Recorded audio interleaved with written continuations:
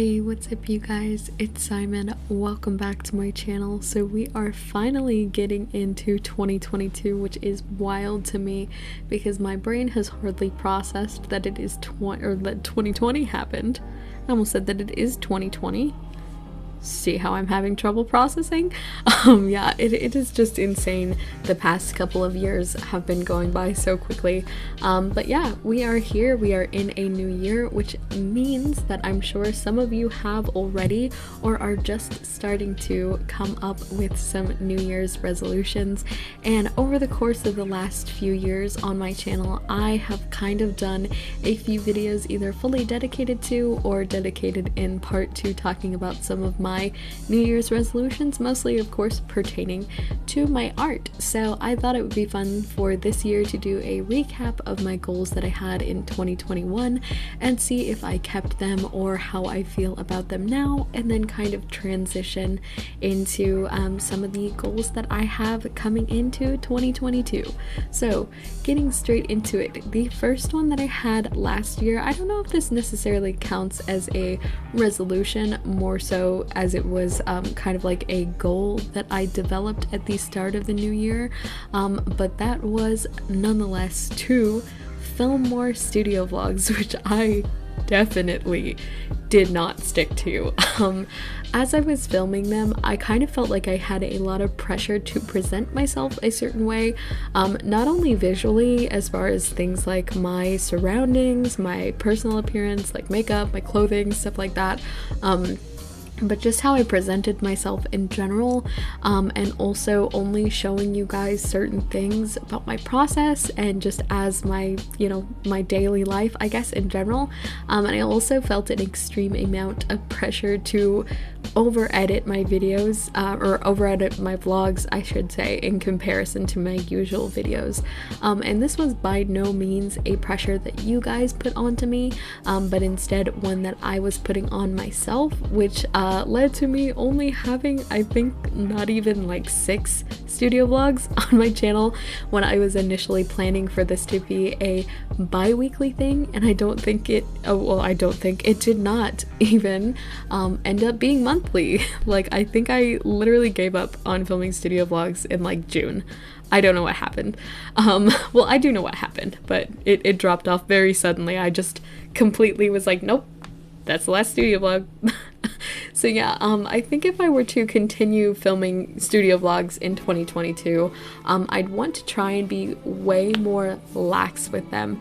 And by that I mean not necessarily having a schedule for them, and more than likely having them just be kind of chiller, more day in the life things, or at the very least once in a while studio vlogs, rather than trying to force myself to do them every single month, especially because there are some months where I'm so busy I just do not have time to worry about filming myself, apart from the times where I already am because of YouTube and stuff like that, like regularly scheduled videos.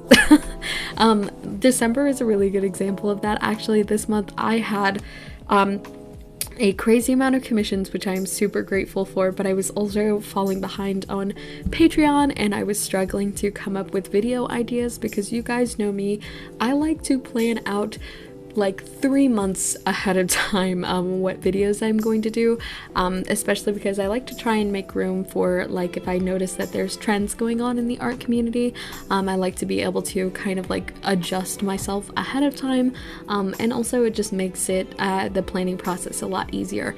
But in December I had literally nothing planned. There was 0 on my board, and every month I was just, or not every month, every week of December I was struggling to last minute to come up with a video and just kind of throwing one together, and that was not great. It's really stressful. So if I was forcing myself to do a studio vlog on top of all of that, that vlog would have been not a fun one to watch. It definitely would have been just a lot of me scrambling, and not a lot of clips at all, because I would have just been like, I did this off camera, this is what this looks like, you guys have already seen this because it went up on Instagram a week ago, so definitely trying not to schedule them as much, and also kind of just trying to be more mindful of my mindset. when I am filming studio vlogs, not necessarily trying to force myself to present myself a certain way, especially considering studio vlogs are supposed to help people connect with you as a person, and if I'm only presenting one facet of myself, I'm not really representing myself. So yeah, that's definitely not something that I want to hold on to if I am going again into the new year.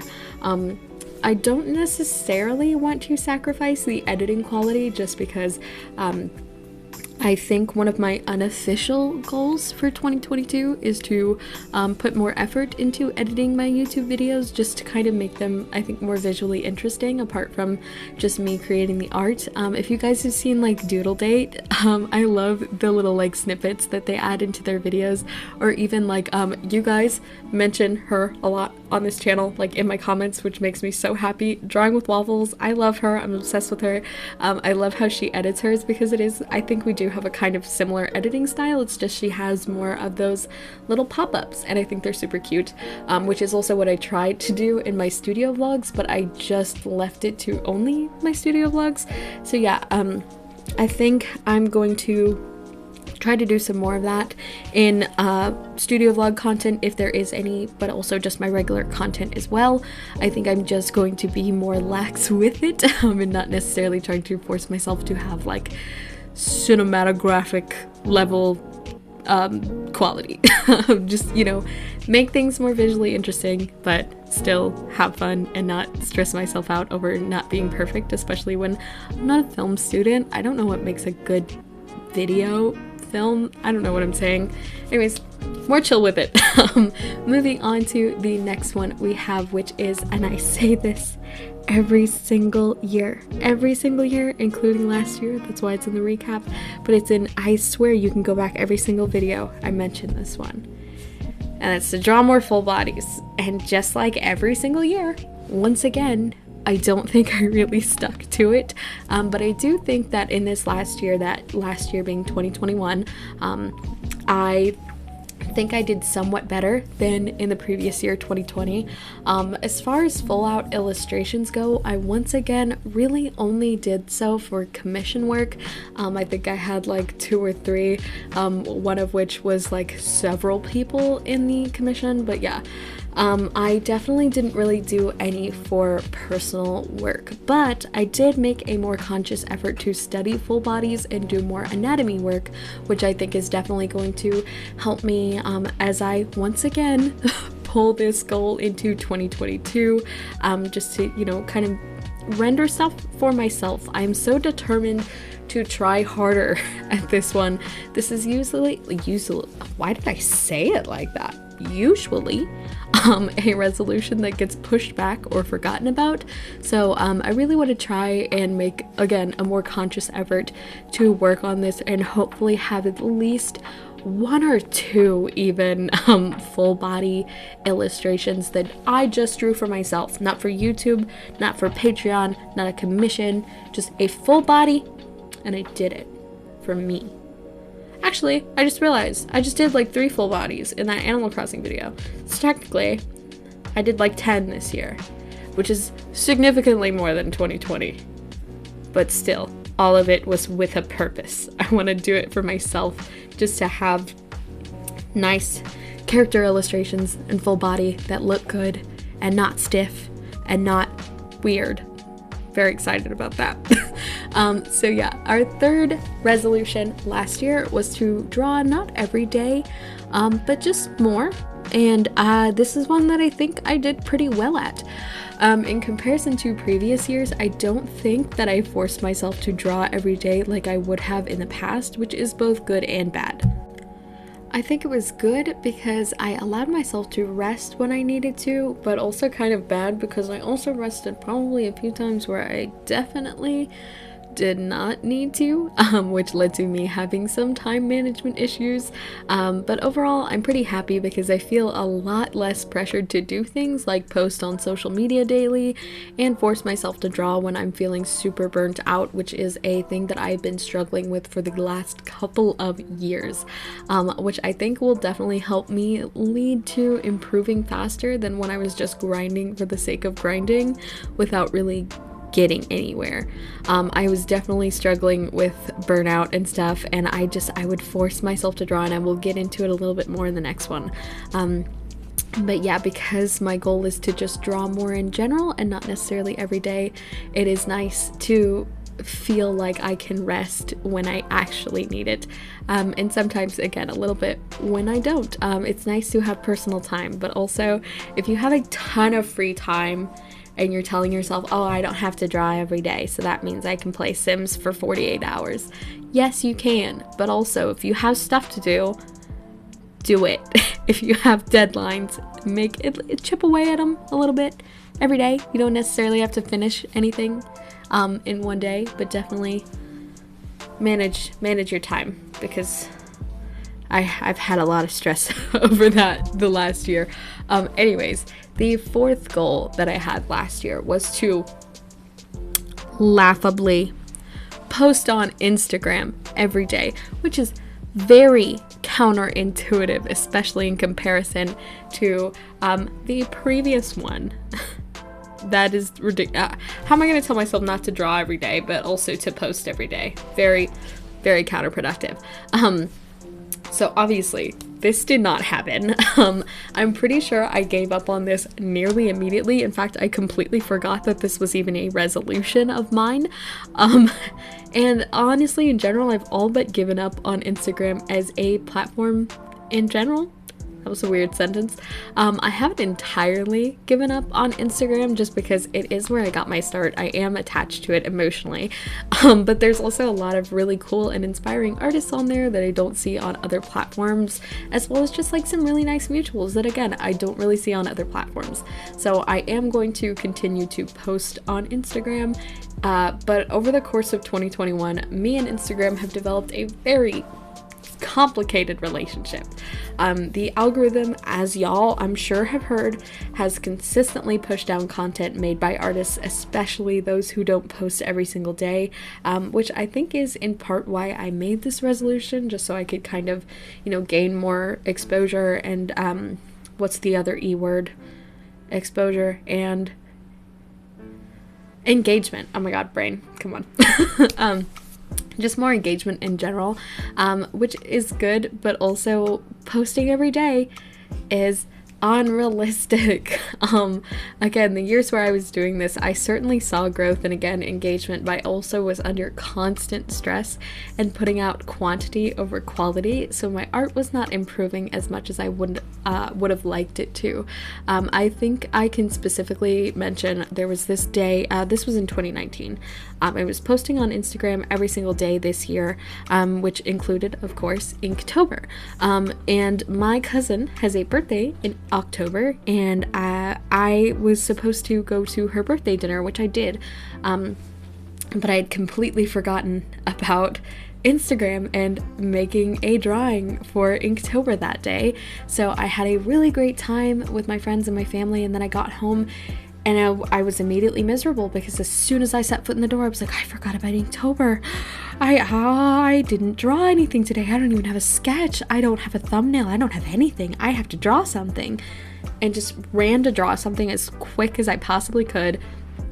Made a super ugly drawing and was miserable the entire time because I didn't want to draw. I had just come back from having a really nice, relaxing, and fun day, and now here I was having to force myself to draw when I didn't feel like it. I was feeling very negative, and it is not good to feel negative when you draw. That isn't to say that you don't want to feel negative and then draw because it helps you feel better. Art can definitely be a really good outlet for venting and things like that if you're not feeling well. That is to say, it is not good to feel negative about the act of making art. You're welcome to feel negative and make art at the same time because it does help a lot of people feel better. But if the act of making art is what is making you feel bad, don't do it. Stop. Put your pen down, put your pencil down, whatever you draw with. Put it down. Go take a nap or something. No, you do not want to do that. That is not going to help you improve. It's not going to make you feel good, especially if, maybe that piece does well. Maybe you had a miserable time creating it, and everybody loves that. That's everybody's favorite piece. Now you're sitting here like, oh, here's the art I made when I was miserable and didn't even really want to make it. Now everybody loves it. Like, that's just, it's going to foster so many negative feelings towards making art and the creation of art, and that's not what you want. So yeah, definitely don't do that. But also, I felt like during this time, I had no time to work on personal projects as well. I didn't have time to make studies to improve my art, or just make art for the sake of making art. Every illustration I did had a purpose, whether it was for Instagram or a YouTube video or Patreon. I had no time to just make art because I liked to make art. So no, I can't say that in 2020 I will be posting to Instagram every single day, but hey, maybe once a week or maybe even twice. But this is a goal that I am going to allow to fluctuate, because while I would love to post there more, if I have to sacrifice posting to one platform in order to improve my work on others like Patreon or this YouTube channel, or hell, even TikTok, because I've been having a lot of fun on TikTok lately, then yeah, I'm gonna do that, especially if it's going to help improve my artwork in general. Alongside, I guess, just how I also feel about making art. So yeah, to recap, my goals for 2022 I think are a lot similar to what they were in 2021, but I think with a little bit more of a practical mindset. Going into the new year, especially as creatives, it's easy to let our minds run wild and get super excited about all of the things that we as people and as artists can change, which is good, but it's also important to take a second to learn your personal limits. I had some really ambitious goals in 2021, and it was also my first year doing a lot of things. It was my first time having physical rewards on my Patreon, as well as regularly updating my Etsy shop, and also getting a regular flow of commissions. I can pull I'm like super grateful for this, because I never thought that commissions were even going to be something that I could do, but every single month I can pull up a couple of times where I was commissioned. So yeah, just in general, really wild year for my art. And I also had a ton of life changes crop up over the year, a lot of which affected both my physical and my mental health. So keeping up with all of that, along with really big goals, was kind of scary. It definitely led to a lot of burnout, a lot of panic attacks, and just general stress. So I think that overall, my main goal for 2022 is to blow up and then act like I don't know nobody. Kidding. My main goal for 2022 is to stay ambitious, but also stay mindful. Recognize when I'm overworked, work on my time management as well, so that I'm not overworked as often. Put more effort into things like my style and my YouTube channel, but don't go crazy trying to be like everything or everyone else. Something that I think is really, really hard for a lot of artists to realize is that nobody is consuming your content because you make art like X artist or Y painter or Z sculptor. They consume your content because it's your content, your work, your art style, your editing style, your filming style, whatever it is that you do. They are following you for you, following me for me, not because I remind them of someone else. They're not expecting me to be like someone else. And if they are, they can go to that artist, buy their work, watch their content. I'm just gonna keep doing what I do. It's okay to be inspired by others, but when you stop being inspired and start becoming, I guess, intimidated, I don't think intimidated is the right word, but you know, when you stop being inspired and instead start feeling all of these negative feelings when looking at others and their work, I think is when you need to take a step back and readdress how you both make and consume artwork. Overall, just strive to improve, but be conscious of how you're feeling while you're doing it. So yeah, those are my resolutions for the new year, kind of all over the place because I've been feeling very reflective for the last few months. It has been a weird year for me, like I'm sure it has been for everybody. Anyways, thank you guys for watching this video.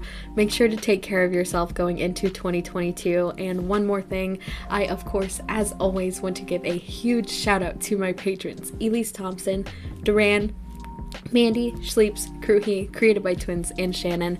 You guys are the best. Thank you so much for continuing to support me every single month. Speaking of which, if you guys want to support this channel and also help me reach an interesting goal, I'm thinking of maybe playing with the idea. This one doesn't necessarily have a time limit, just when I do reach this goal.